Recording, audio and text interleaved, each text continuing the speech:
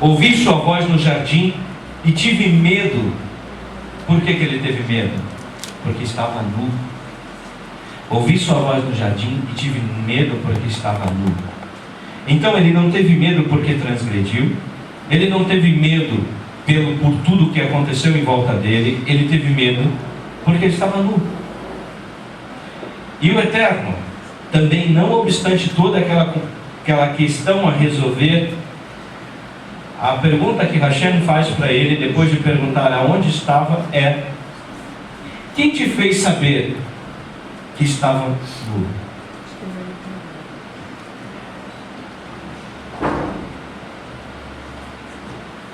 O Eterno, a primeira atitude do Eterno é pegar Adão e Havá e desaprovar as suas roupas tecidas por eles e fazer uma nova, dar uma nova roupa. Tirou a pele de um animal e os cobriu. Percebam que parece simples,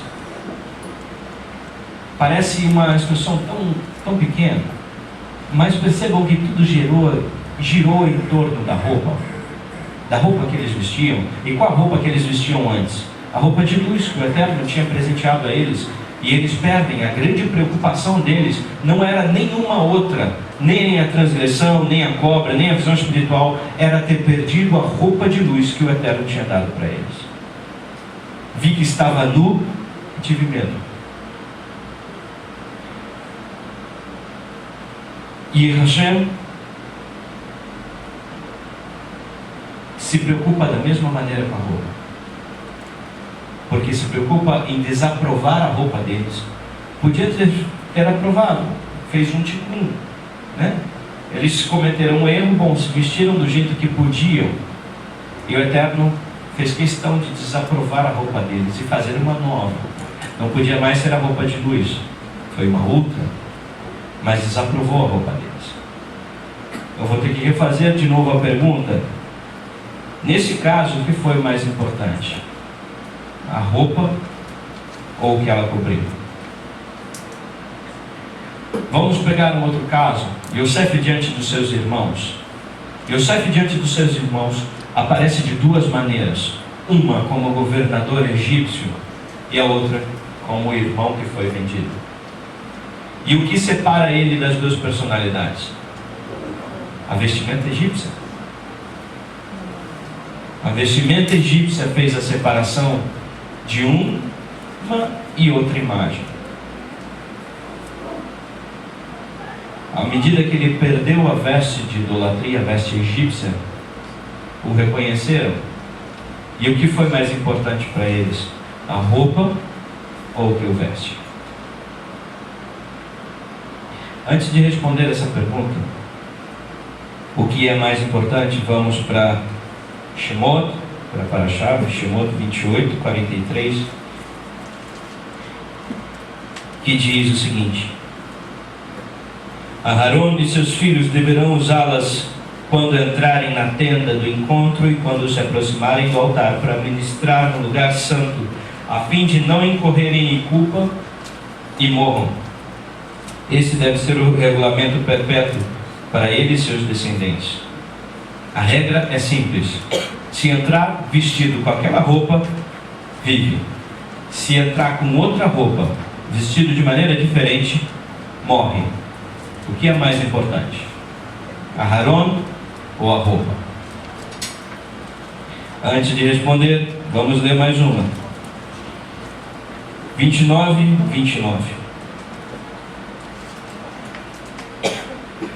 As roupas sagradas de Aharon serão usadas por seus filhos depois dele. Eles serão ungidos e consagrados com ela. O filho que se tornar Cohen em seu lugar, que vier à tenda do encontro para servir no lugar sagrado, deverá usá-la durante 7 dias. Então a roupa de sacerdote passava de pai para filho. Então quando Arão morresse, o seu filho assumiria as suas roupas e continuaria o serviço. O que ficou mais importante? A roupa ou o que veste? Agora me respondam essa pergunta. O que vocês acham que é mais importante? Difícil, né? Porque você tem um exemplo que parecia que a pessoa era mais importante. Depois você tem um outro exemplo que parecia que a roupa era mais importante. Depois vinha outro, pessoa, outro, roupa. Se tem os 4 exemplos, 2, a roupa parecia ser mais importante. E 2, a pessoa parecia ser mais importante. Então qual é a resposta certa? Eu vou dizer qual é a resposta certa. A resposta certa é muito simples.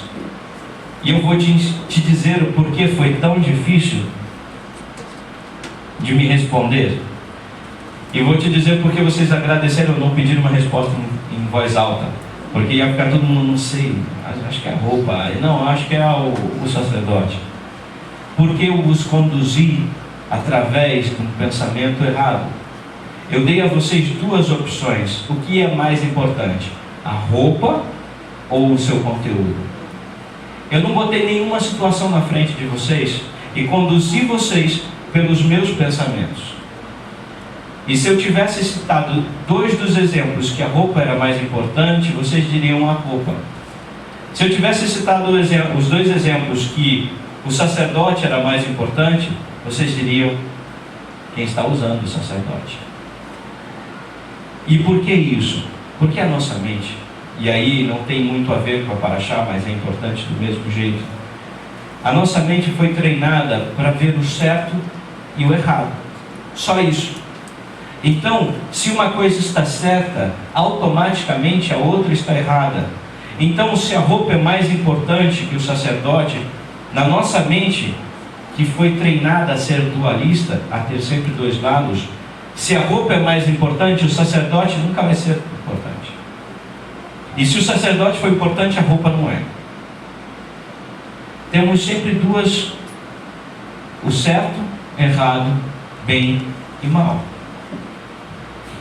Só que a mente do Eterno não é tão pequena quanto isso.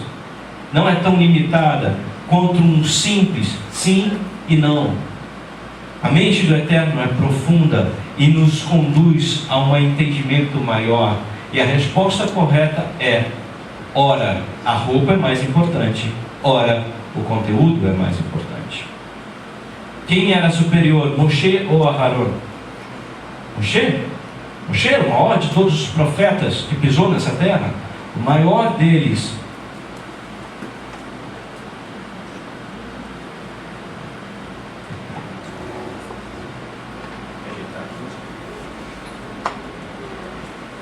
Moshe, sendo o maior de todos os profetas, superior a Aharon, ele não recebe nenhuma vestimenta especial. Nada grandioso que mostre a sua beleza, que mostre a sua força, a sua importância. Não recebe nada. Ele não tem ordens. Em contrapartida, ele pode entrar e sair da tenda a hora que ele quisesse. Aharon recebe roupas que espelham ou mostram sua beleza e seu esplendor, segundo a própria palavra, mas tinha horário para entrar e sair. Nesse caso, então, a roupa é importante para Moshe? Não. Mas para Arão é. Porque se Arão entra sem ela, mesmo com toda a beleza e santidade, ele morre. E Moshe entra a hora que quiser. Arão, se entra fora da hora, morre. Moshe entra a hora que quiser. Como alguém que visita o seu amigo e a sua visita é sempre bem-vinda. Então, horas é mais importante o conteúdo, como no caso de Moshe, e horas, como no caso de Arão, a roupa é mais importante. Depende da pessoa, depende da situação. Só que existe uma questão que a gente às vezes passa um pouco desapercebido, e eu vou ler novamente, que está em Shemot 28:2, que diz o seguinte: faça para seu irmão Aharon roupas separadas para servir a Deus, que expressem beleza e esplendor. Bom, o Eterno, o Deus Todo-Poderoso, dá uma ordem para Moshe dizendo: faça roupas para Aharon que mostrem beleza e esplendor. O que ele está falando? Beleza e esplendor. Estávamos conversando ontem, o Alberto trouxe essa questão. Beleza e esplendor, Tiferet, beleza, e Hod, esplendor, duas emanações. O que o Eterno está dizendo? Faça uma roupa para ele, que traga essas emanações a ele, que componha ele com essas emanações, Tiferet e Hod, e que ele se vista disso. Mas de Moshe, não precisa dessas emanações? Precisa também. Só que Moshe está sendo vestido pelo próprio Eterno. Porque quando ele desce do monte, o seu rosto brilha. Não é para fazer propaganda da santidade, da grandeza dele. Não é para isso. Não é para somente engrandecer Moshe diante dos outros. É para mostrar que Moshe, na verdade, recuperou a roupa que Adão tinha perdido, aquela roupa de luz. Moshe, quando desce do monte, desce vestido com ela, trajando ela. Então ele está vestido não só de Tiferet e Hod, beleza e esplendor, mas muito mais do que isso. E Aharon precisa de adornos externos. Moshe foi vestido pelo próprio Eterno. Mas o que é isso? O que é essa roupa? O que é de tão importante nessa roupa que traz? Será que realmente é o plano físico? Então será que nunca nenhum de nós vai poder vestir essa roupa de sumo sacerdote? Será que estamos fadados a vestir terno preto e camisa branca em todo o serviço? Ou será que um dia a gente vai poder vestir uma roupa dessa? A verdade é que as roupas do sacerdote eram apenas uma amostra, apenas uma instrução, algo que existe no espiritual que precisava se manifestar no físico de alguma maneira para nos dar uma instrução. E é isso que nós vamos estudar hoje. Que roupa é essa que Aharon vestia? Para isso, eu vou recorrer ao Alter Rebbe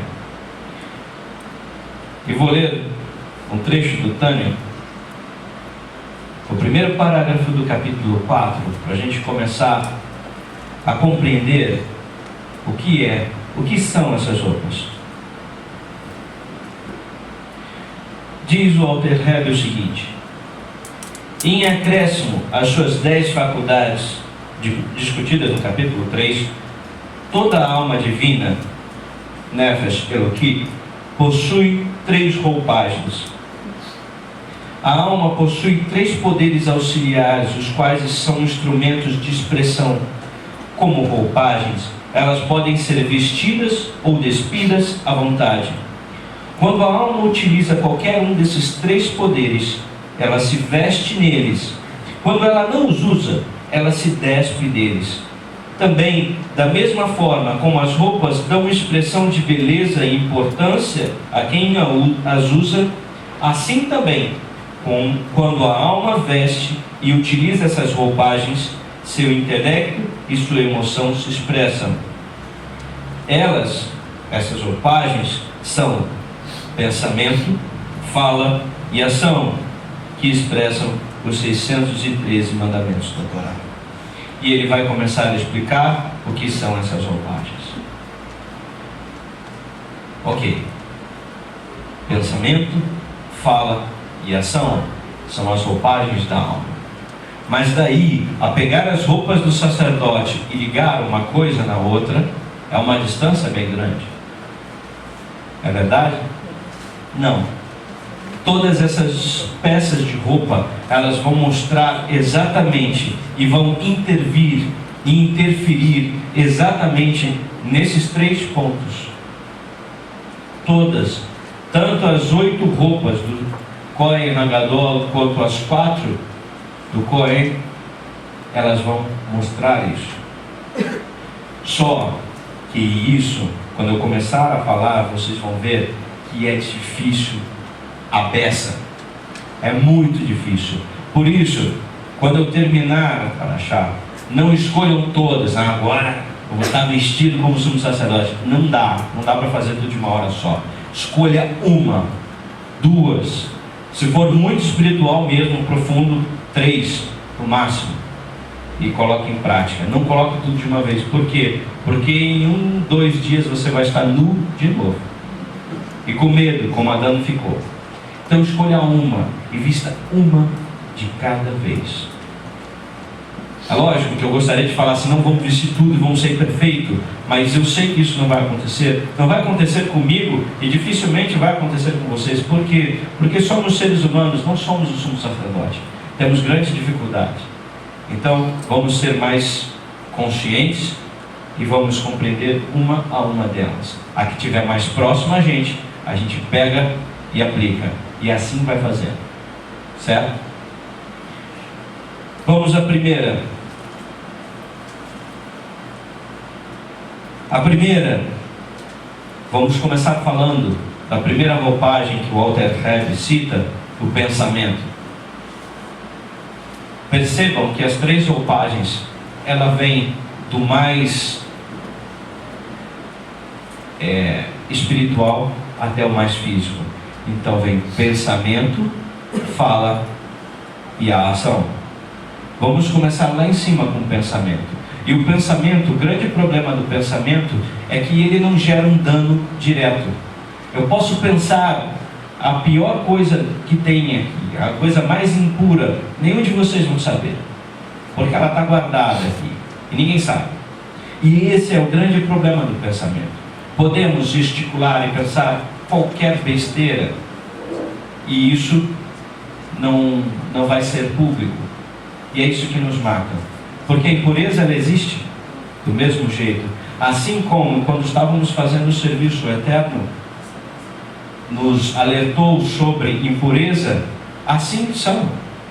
Segundo os nossos sábios, os espíritos maus não têm condição de ler o pensamento, mas como eles discernem se estamos pensando uma coisa ruim ou uma coisa boa? Pelo cheiro? Eles sentem um cheiro do lixo do nosso pensamento. E se ele passa por você e sente um cheiro ruim, impuro, ele sabe que boa coisa não está passando na sua mente. E aí o que ele faz? Pulveriza outras coisas, até você reagir positivamente a ele.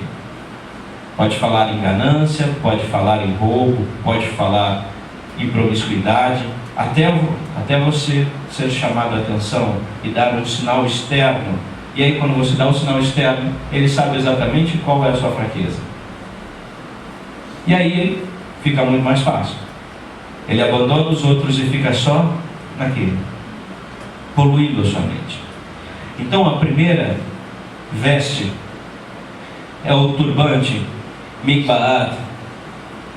O turbante nada mais é do que uma faixa que era enrolada na cabeça e devia circular a cabeça do sacerdote, formando um turbante. Ninguém entrava na presença do Eterno sem essa cobertura de cabeça. E esse turbante, na verdade, era para nos lembrar e nos alertar que diariamente, em todo o serviço, a gente tem que lutar contra os nossos pensamentos impuros. Quantos de nós, eu já falei isso lá em São Paulo, acho que foi em São Paulo, quantos de nós já não começamos a fazer o serviço, e no momento em que começamos a fazer o serviço, as coisas, os nossos pensamentos vagueiam para pensamentos impuros, ou para pensamentos incorretos, para pensamentos na hora errada, preocupações. Quantos de nós? Óbvio que não precisa nem levantar a mão, que todos nós já passamos por esse efeito. Começamos a fazer o serviço e vem um monte de coisa na nossa mente. E aí a gente fica, puxa, mas o meu serviço é muito ruim, é de baixo nível. Mais ou menos. Não é bem assim. Segundo Walter Hebb, e eu concordo com ele, os nossos pensamentos são ativados, esses pensamentos ruins são ativados no momento do serviço. Por quê? Porque quando você está fazendo o serviço ao Eterno, a sua alma divina, a sua parte pura, ela entra em combate direto com o seu Yetzer-Hará. E ele revida. E como que ele revida? Com o que ele tem de mais impuro. Ele joga os pensamentos para sua mente para te tirar do foco. E é isso que ele faz, é uma guerra. Então quando você está fazendo o serviço e vem aquele pensamento ruim, impuro ou incorreto, na hora errada, você sabe que o seu serviço começou a perturbar o seu Yetzer-Hará. Ah, mas então o negócio é ter pensamento impuro, que a coisa está boa. Não, também não vamos nem tão pouco. A luta com o nosso Yetzer-Hará, e aí eu vou mais uma vez pedir a ajuda do Alter Rebbe. Ele explica como vencer isso, como vencer esse impulso mal. Está fazendo o serviço, vem aquele impulso ruim, aquele pensamento ruim. Normalmente o que a gente faz? A gente vai debater com esse pensamento ruim. Não, você não pode vir agora, tem que limpar minha mente, você não pode. Ou depois eu resolvo isso. O Alter Rebbe cita que essa não é a melhor estratégia. Qual é a melhor estratégia? Está fazendo o serviço, veio um pensamento ruim, cerra a sua atenção no serviço. Deixa o pensamento impuro para lá. Eu lá em São Paulo eu dei um exemplo, e eu vou citar o mesmo exemplo aqui. Se você pega um mendigo, um morador de rua, bem sujo, daqueles bem sujos, e ele vem brigar com você, você vai ganhar a luta? Provavelmente vai, porque você está mais bem preparado, mais bem alimentado, você vai ganhar a luta. Mas no fim da luta você está o quê? Sujo. Então um pensamento desse tipo impuro, o que ele quer fazer? Ele não quer te vencer ali, porque ele sabe que você está fazendo o serviço. Mas se você entrar no embate com ele, você ganha a luta, vence ele. Mas está sujo, interrompeu o serviço, parou tudo. Depois quando você volta, você não tem a mesma força, o mesmo impulso. Parou. Ele venceu. Você acha que venceu, mas ele venceu. O turbante é exatamente para isso. Colocar uma muralha sobre o pensamento. E quando vem o pensamento impuro, você cerra os olhos sobre o seu serviço e faz ele com mais afinco. Assim como aconteceu hoje aqui. Quando acabou, as bravotas ficaram muito mais altas do que quando estava com o microfone. Por quê? Porque todo mundo, agora eu faço, agora eu não saio daqui. É mais ou menos assim que funciona. Nós seres humanos funcionamos na base do quê? Na chicotada. Não tem muito jeito não. A própria Torá fala isso. Corrige o menino com a vara, ele não vai morrer. Não vai morrer, quer dizer, a gente funciona mais ou menos assim. E o turbante era exatamente para isso. O serviço ao Eterno precisa ser ininterrupto. E para isso, não podemos ficar lutando com homens sujos. Vamos ver Miqueias 2:1.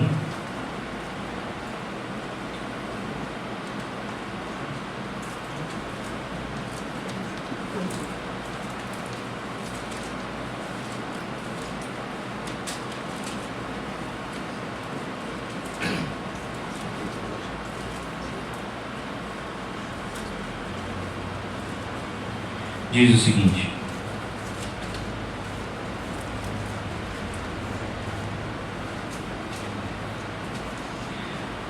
ai de quem pensa o mal e planeja impiedade quando jaz na cama, quando chega amanhã ele o realiza, pois detém o poder para isso. Essa é uma segunda instrução. Não temos a permissão de pensar qualquer coisa. Há muito tempo atrás eu usei uma comparação, e aí eu vou fazer uma sessão nostálgica aqui, lembrar dessa comparação. Sabe aquele pensamento, puxa, se eu ganhasse na loteria, na Mega Sena, nossa, eu ia comprar uma casa grande, com piscina, com isso, com aquilo, ia comprar um carro, ia fazer aquilo e aquilo outro. Isso é permitido? É permitido. Só que quando você sai desse sonho tão bonito, tão belo, e olha e vê sua casa não tão grande, não tendo piscina, seu carro não tão possante, você se questiona: por que o Eterno não me dá isso? Por mais que isso não seja declarado, não seja aberto, você fica insatisfeito com o que você tem automaticamente. E aí você se pergunta: mas será que feriria os planos celestiais se o Eterno me desse essa riqueza, essa pequena fortuna? Eu ajudaria tanta gente, seria um ótimo investimento para o Eterno. Ele ia fazer mais tzedakah que todo mundo. Mentira, a gente só quer o nosso próprio benefício. O problema é de quando a gente alimenta muito esses sonhos, quando a gente tem a oportunidade de executá-lo de maneira escusa, a gente se pergunta se vale ou não vale a pena. A gente vai medir, e a gente já viveu nos nossos sonhos, naquela casa maravilhosa, vários e vários dias, e deseja ela do fundo do nosso coração. E aí a gente se pergunta: será que não dá só para fazer esse ajustezinho nesse plano divino? Tem uma briga aqui hoje, mas então, um negócio. Vamos resolver isso juntos.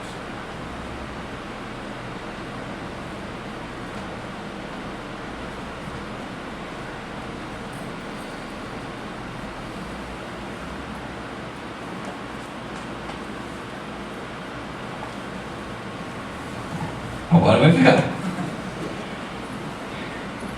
Podemos deixar os nossos pensamentos vagar, mais ou menos, não muito.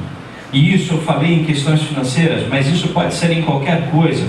Pode ser aquela pessoa que você puxa, escolher aquela moça para ser minha esposa, e você fica com a sua mente em várias viagens. Tá certo? Tá não. A gente não pode se dar muito direito de subir muito, de viajar muito, porque nem sempre esse é o plano do Eterno. Como, por exemplo, nós estamos aqui, se eu tivesse feito planos para daqui a 5 anos, como estaria a sinagoga, estaria toda formada, isso e aquilo. Quando chegasse a notícia que eu fosse para São Paulo, eu ia me abater: puxa, será que essa é a vontade do Eterno? Não faça muitos planos mirabolantes. Viva a vontade do Eterno, como um homem que tem a sua mente presa com o turbante. E o turbante é o serviço do Eterno. Ela prende a sua mente. Você pode pensar em melhorar de vida? Óbvio, tem que pensar. Mas vai ganhar na Mega Sena? Não. Pensa no seu trabalho. Aí é muito mais justo. Daqui a 1 ano eu vou estar um pouco melhor, e no outro eu vou estar um pouco melhor. Se vier a Mega Sena, não vai ser, porque acho que ninguém está jogando aqui, mas se vier uma grande fortuna de uma hora para outra, tudo bem. O Eterno assim decidiu. Se não vier, você não tem plano nenhum para ela. Se vier, você pensa depois, vai ter todo o tempo do mundo. Esse é o turbante. O segundo está em 28:36 e também rege os pensamentos.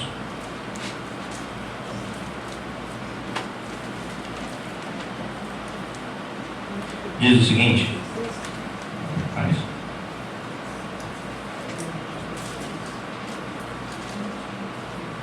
faça um ornamento de ouro puro e grave sobre ele um selo separado para Adonai. Prenda-o ao turbante com cordão azul na parte da frente, sobre a testa de Aarão.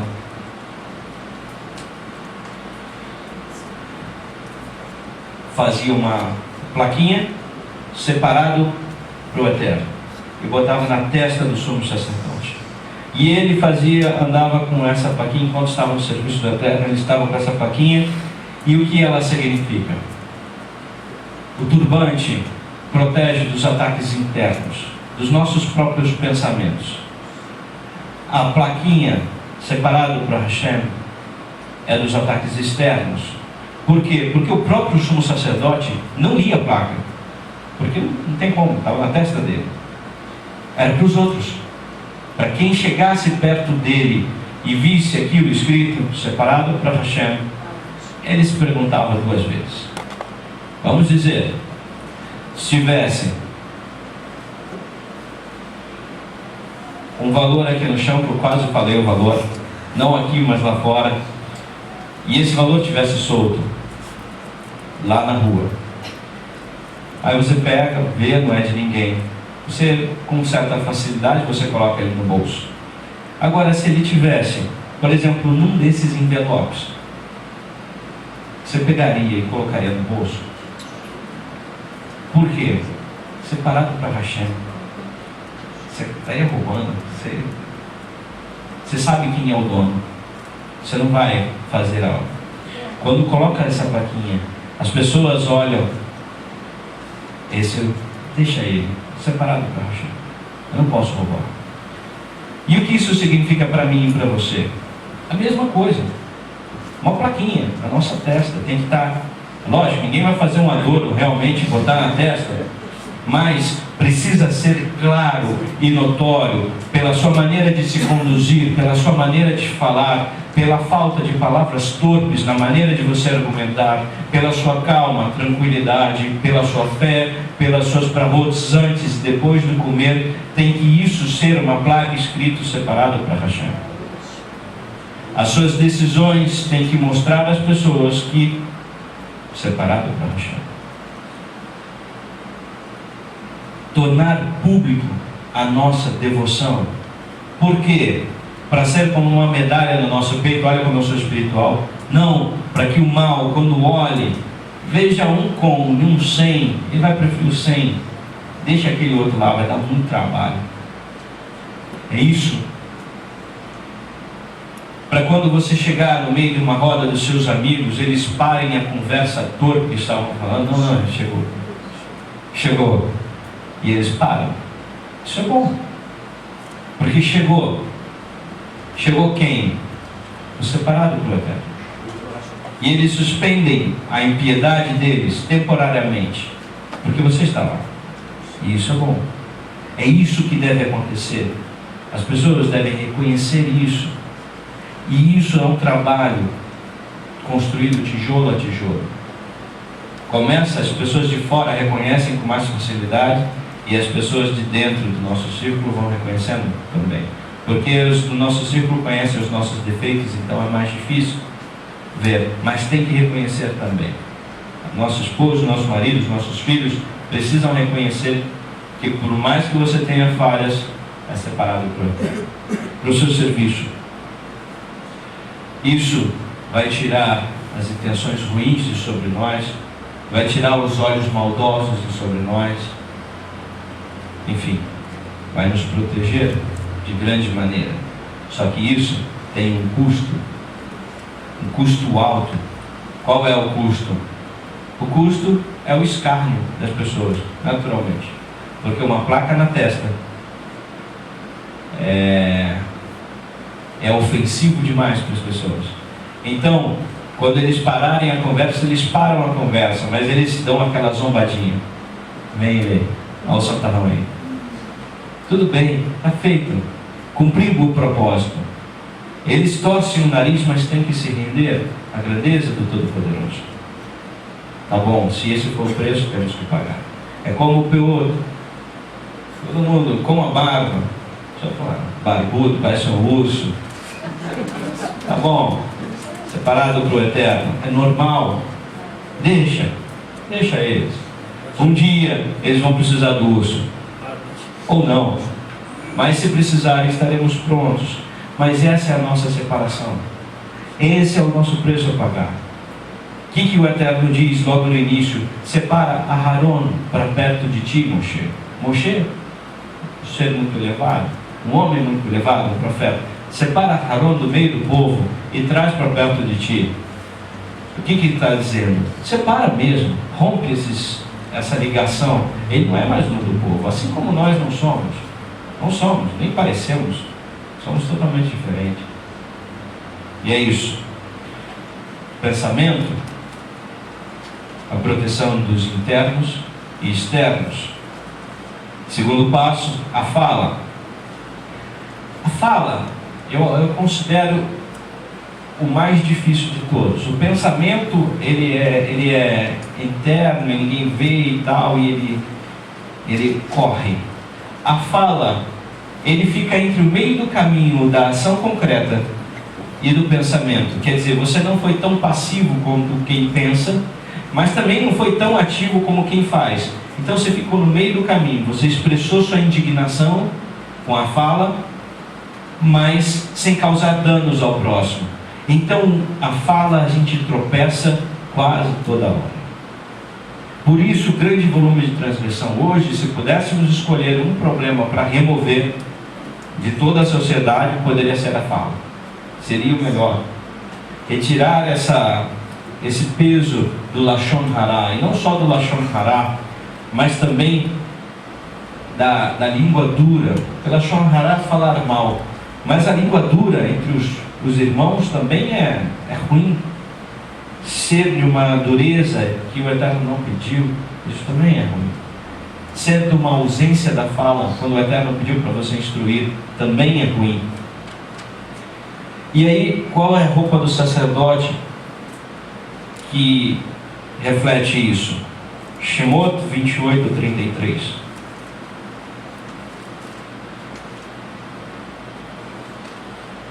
Diz o seguinte: sobre a orla inferior faça romãs, púrpura, escarlate e azul, e coloque-as ao longo de toda a orla, entremeadas com sinos de ouro, romã, sinos de ouro, romã, em toda a volta da orla do manto. O que é o sino? Imagine aqui, se eu estivesse usando sinos, e cada vez que eu fosse para cá, eu fosse falar, o sino tá... e eu andava para lá, atrapalhando o quê? A minha fala. Do lado desses sinos tem o quê? Romã. E o que é romã? Segundo nossos sábios, romã é a fruta que espelha os 613 preceitos, porque tem tantas sementes quanto os preceitos. Os 613 preceitos. Então, qual é a mensagem que a romã e os sinos estão fazendo? Fala menos, fecha mais a boca e cumpre mais preceitos. Qual é a instrução da fala? Fica quieto, fala nada não, só vai atrapalhar. Então o Eterno põe esses sinos para anunciar a presença do sumo sacerdote, claro, sem dúvida, mas para atrapalhar a sua fala também, para ele não falar muito. E do lado dele põe as romãs para lembrar que tem que cumprir os preceitos. Mais importante do que falar é cumprir os preceitos. Vamos em Yaakov.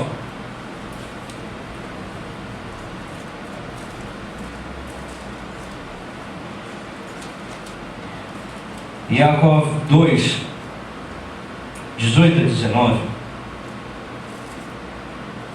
Mas alguém dirá que você tem fé e eu tenho ações concretas. Mostre-me essa sua fé sem atos, e eu lhe mostrarei minha fé por intermédio das minhas ações. O que Yaakov está dizendo? Você está batendo no peito aí que você é espiritual aberta, que tem muita fé? Mostra aí tua fé, e eu vou te mostrar tudo o que eu já fiz pela minha fé, e vamos ver o que vale mais, se a fé sem obras ou a fé com obras. O que ele está dizendo? Não é para construir um grande império. Yaakov não está nem preocupado com isso. O que ele está dizendo é: eu vou mostrar os meus cumprimentos dos preceitos, a maneira com que eu sirvo a Hashem, a maneira com que eu cumpro a Torá, e você me mostra essa sua fé, e eu vou mostrar a minha fé através dessas coisas. Ele está dizendo exatamente essa instrução. Tem que ficar mais em silêncio e fazer mais, e cumprir mais. E quando eu fizer, também não solta fogos. Olha, essa semana eu fiz o Shahari todos os dias, o Minhag todos os dias, o Avid todo dia. Grande coisa. E aí? Fazendo nada mais que a obrigação. Então não venha soltar fogos. Faça o seu serviço e fique em silêncio. E aí, quando precisarem de força espiritual, se apresente. O silêncio é uma grande arma. Dizem que com ela Você pode, em silêncio, pode te passar por sábio. E se falar, vai dar certeza se você é ou não é sábio. Então, tem horas que é bom ficar em silêncio. Não fazer propaganda. Cumpra os preceitos. Sirva o Eterno. É mais importante do que falar, pregar, ensinar, estudar, isso e aquilo. Cumpra os preceitos. Cada um deles. Quando eu digo isso, eu estou dizendo que cada um de nós tem que ter o cuidado de abrir a lista dos preceitos e ver qual que já dá para eu cumprir. Qual que eu posso colocar a mais? Falando do caso dos Bnei Noah, caso dos judeus, tem essa. Já tinha que ter aberto, já tinha que ter engolido, já tem que estar cumprindo. Mas no caso dos Bnei Noah, qual é o próximo passo? Qual é o meu próximo passo? Tem que se perguntar todos os dias. Porque senão passo o resto da vida no CA e acho que está tudo bem. Passa o resto da vida com uma vida espiritual desse tamanho e acha que é super espiritual. Não. Estou desde 1980 cumprindo a Torá e servindo o Eterno. Desse jeito. A criança faz. Quero ver ser grande. Quero ver grandes mudanças. Quero ver o serviço. Por quê? Porque eu não sei se vocês notaram, mas as cadeiras estão vagando da sinagoga. E outros precisam chegar. Se o Vlamir for mesmo enviado para Brasília, precisaremos de um Razan aqui. Cadê o nosso Razan? Está aqui. Não sei quem é, mas está aqui. Se não estiver aqui, se não se apresentar, o Eterno vai trazer um outro. Mas vai ter Razan na sinagoga. Cadê o próximo Rosh de uma cidade qualquer, que a gente não sabe qual é? Está aqui. E se não se apresentar, o Eterno vai trazer um Rosh. Mas aí, perdemos a honra, perdemos o mérito. Sinceramente, o nosso objetivo, o nosso serviço é avançar com dureza, com firmeza, para ensinar a Torá, dar sentido à vida. Dar sentido. Qual é o sentido da sua vida? Qual é o sentido da minha vida? Ganhar 5 trilhões de quinquilhões de uma moeda imaginária, para não falar dos valores, e chegar no fim disso tudo e fazer o que com isso? Comprar o mundo? Grande coisa. Esse não é o sentido da vida. O sentido da vida é o serviço ao Eterno. E se enquanto não se acha esse sentido, vai passar o resto da vida achando que é feliz. Mas não é. Porque a felicidade, ela não flui de si mesmo, ela flui do Eterno. E não há nada que deixe o Eterno mais feliz do que você amar ao seu próximo, e ensinar a ele a Torá, e conduzi-lo pelo caminho correto, e discipulá-lo. Isso vai fazer o Eterno feliz, e essa alegria chega ao seu coração. Essa é a alegria certa. O resto é enganação. Para falar um pouquinho melhor disso, ainda na questão da fala, já estamos quase terminando. Capítulo 28, do 15 ao 21.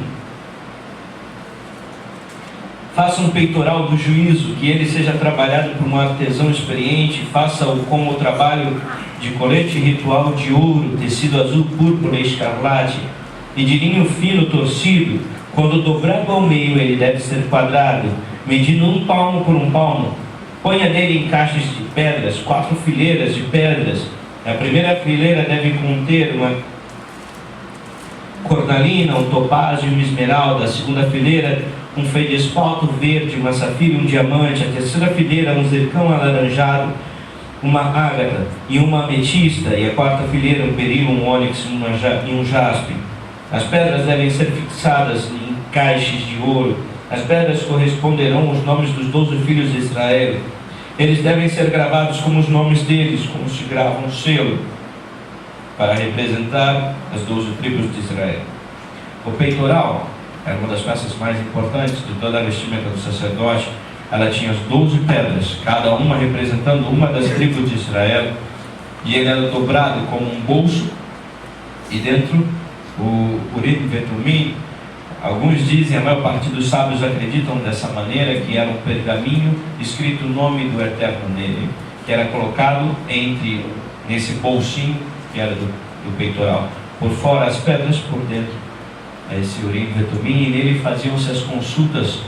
Quando o rei, ou o sacerdote, ou o profeta precisava consultar o Eterno para alguma coisa, se usava Urim e Vetumim, e o sumo sacerdote chegava no lugar santo, de frente para a arca que estava no Santo dos Santos, sem entrar nele, porque só podia entrar no Yom Kippur, parava diante dele, fazia-se a pergunta, e o pergaminho que estava embaixo brilhava, a luz ia na arca, refletia na arca, e vinha e acendia as letras com a resposta. Então, se ele perguntava, devo atacar os filisteus? Brilhava o sim nas letras hebraicas dos nomes. E aí o rei sabia, ou o profeta sabia o que devia fazer. Então essa era a pesquisa, e a pergunta que era feita ao Eterno. Mas eu vou chamar a atenção para uma maneira com que ele era organizado. Coração do sumo sacerdote, o pergaminho com o nome do Eterno e as tribos de Israel. O que isso significa? Que nós devemos ter o nosso coração, em nosso coração, o povo de Israel, o nosso povo, e não só o nosso povo, mas todos aqueles que servem ao Eterno. Como assim? Devemos ter olhos bons sempre. Vou contar uma história de um grande rabino, o rabino Levi Yitzhak de Berdichev. Ele foi um grande rabino mesmo, um dos maiores rabinos do nosso povo. Segundo as histórias, Baal Shem Tov, quando ele nasce, sem saber ainda onde ele estava e onde estava nascendo, Baal Shem Tov chama os seus discípulos e dá uma festa no dia do nascimento dele. E um dos seus discípulos pergunta, mas o que estamos comemorando? Ele fala, hoje nasce um grande intercessor por Israel, que era esse rabi. E esse rabi ficou muito conhecido, a sua maneira de agir. E por que ele ficou tão conhecido assim? Porque ele sempre olhava e sempre procurava olhar as características positivas do nosso povo. Certa vez ele estava em Shabeav, no jejum do dia 9 de Av, e ele vê um homem comendo, e ele chega perto dele. Acho que você esqueceu que dia é hoje. E ele, sabendo quem era o rabino, falou, não, rabino, eu sei que dia é hoje é dia 9 de Av. Você deve ter esquecido que hoje é jejum. O jejum é um dia importante para o nosso povo, todos devem jejuar. Não, rabino, eu lembro, hoje ninguém pode comer nem beber nada, e ele está comendo e está bebendo. Ele abaixa a cabeça, então com certeza você está doente, né? E aí a vida é maior do que o preceito, então você não está fazendo jejum por causa da sua saúde. Ele não. Em Israel não deve ter alguém com a saúde tão boa quanto a minha. E ele para, olha para o céu e agradece ao Eterno. Bendito seja o Eterno, que faz o seu povo ser sincero como nenhum outro, e afastar a mentira dos seus lábios. Parece quase alegórico, mas foi um fato real. E ele procurou ver, de todas aquelas situações, não tinha para onde fugir. Aquele homem estava transgredindo uma ordem dos nossos sábios, mas ele procurou em todas as ações daquele homem, puxa, isso aqui é legal, ele não mentiu. Ele agradece ao Eterno justamente por isso. E por isso ele foi um homem grande. Foi enviado um homem sábio para debater com ele sobre racismo. Na época estava um debate sobre isso. E ele, quando chega, ele mesmo, ele fala, eu não tenho condições de debater, você é muito mais sábio do que eu. E aí aquele homem ficou tão consternado que resolveu nem debater com ele, porque ele era humilde. Mas a questão é, ele foi um grande homem, por quê? Não por ser um grande sábio, apesar de ter sido. Ele foi um grande homem por ver as coisas boas nas pessoas. É lógico que isso é um exercício dificílimo. Por quê? Porque se vem essa pessoa de Shabeav, rapaz, deixa de ser incircunciso. Hoje é dia de jejum. Primeira coisa que faríamos, mas não é isso que se deve fazer. Obviamente, você está no exemplo da nossa sinagoga. Com certeza, um de nós já machucou o outro de alguma maneira, porque vivemos em um convívio, uma comunidade, isso vai acontecer. Se nesses momentos procurarmos ver as boas ações de uns dos outros, isso nos unirá muito mais do que nos afastará. Vamos ver o que Yeshua falou sobre isso. Lucas 11:34.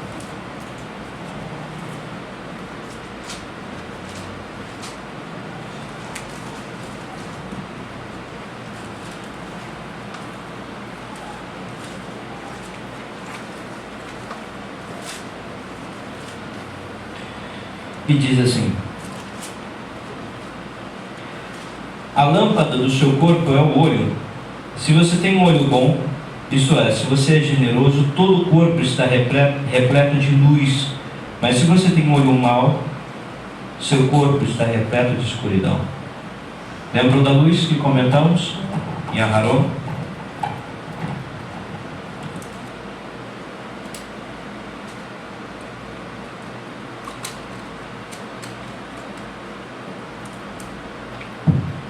Ele está dizendo, Mashiach está dizendo que se você tiver um olho bom, todo o seu corpo é luz, você brilhará feito Moshe, recuperará suas vestes como Adão.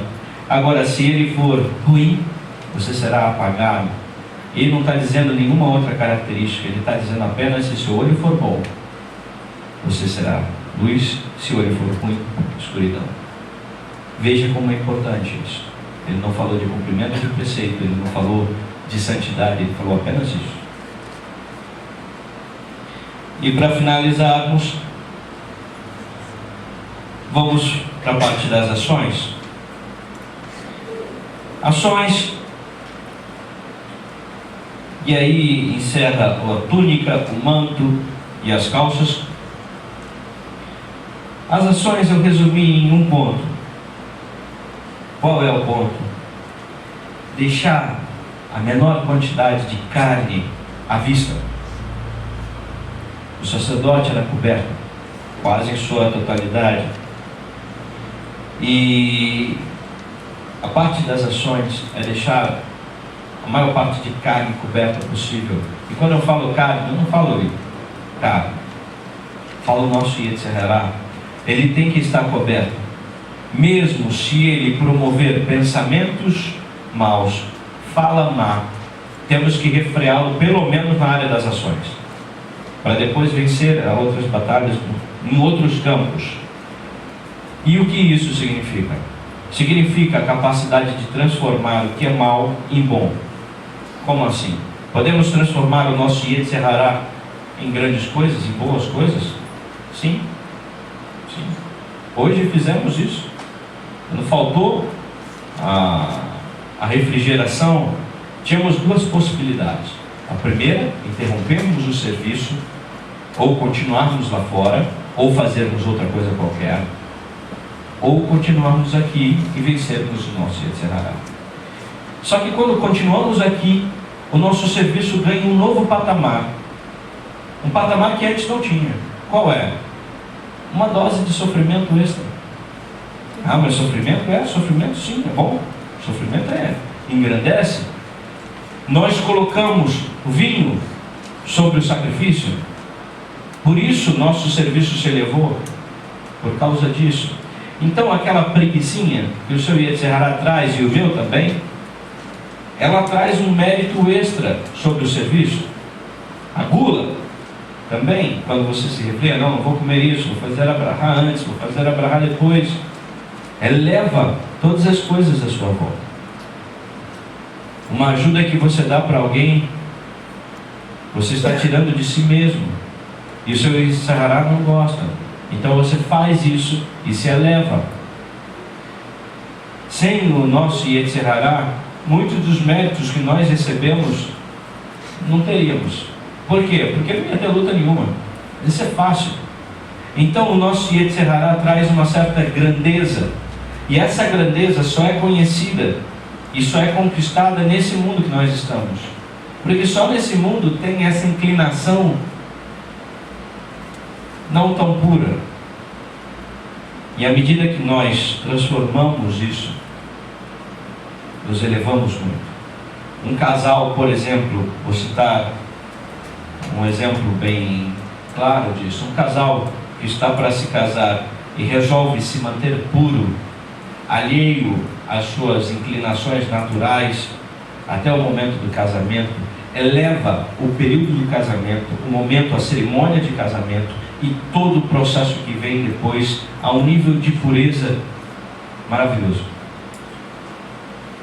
Em contrapartida, o que faz ao contrário, traz impureza sobre algo que deveria ser em sua essência puro. Simples assim. Podemos elevar ou rebaixar qualquer coisa desse mundo. Alguém nos pede um conselho e o Eterno nos usa com sabedoria, e a gente pode elevar isso ou rebaixar. Como? Se ficarmos orgulhosos, rebaixamos isso. Se ficarmos humildes, elevamos isso. Se colocarmos a glória ao Eterno, elevamos isso. Cabe a nós. Eu não vou mais comentar sobre o corpo, porque todos nós já conhecemos bem os efeitos. Mas eu queria concluir, porque já passamos um pouco do horário. Eu fiz a pergunta no início: o que é mais importante? A roupa ou o que tem dentro? E eu respondi que horas é a roupa e horas é o que tem dentro. E qual é a diferença aí? Qual é o momento de um e de outro? É simples. À medida que a alma cresce, rasga a roupa e ela deixa de ser importante. À medida que ela é pequena, ela precisa de uma roupa. É simples como isso. À medida que colocamos essas questões, esses pontos, para serem cumpridos na nossa vida,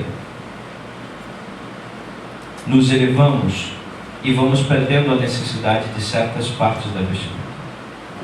Por quê? Porque estamos mais elevados. Não estamos regidos por pequenas coisas. Estamos regidos por coisas mais profundas e mais espirituais. Rasgamos aquela parte da roupa porque ela não nos serve mais. Porque já superamos aquela situação temporária e precária. Mas para fazer isso, tem que estar no nível, não do sumo sacerdote, mas no nível de um Moshe. E esse nível é duro. É duro de chegar. Mas é o nosso objetivo. Porque o nosso alvo não é nem Moshe, depois dele ainda. Yeshua é nosso alvo. E aí, a coisa fica mais séria ainda. Bom, é isso. Que o Eterno nos abençoe e nos permita praticar isso. Escolher com sabedoria uma dessas vestes e colocar em prática na nossa vida. Com calma, cautela e disciplina. O Eterno nos abençoe.